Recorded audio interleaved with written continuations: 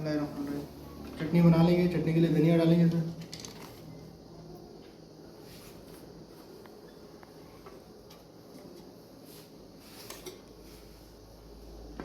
मोटी वाली हरी मिर्च,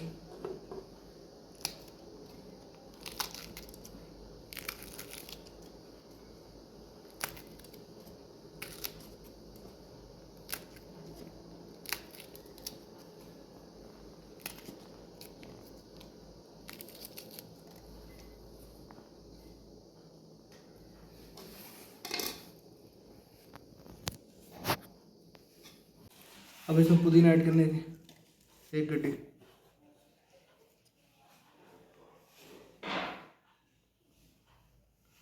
सौ ग्राम दही,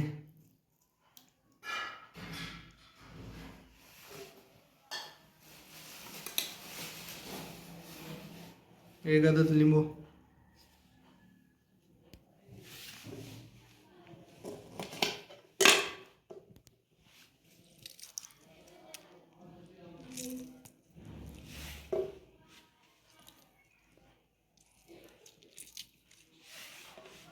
पीस लेंगे।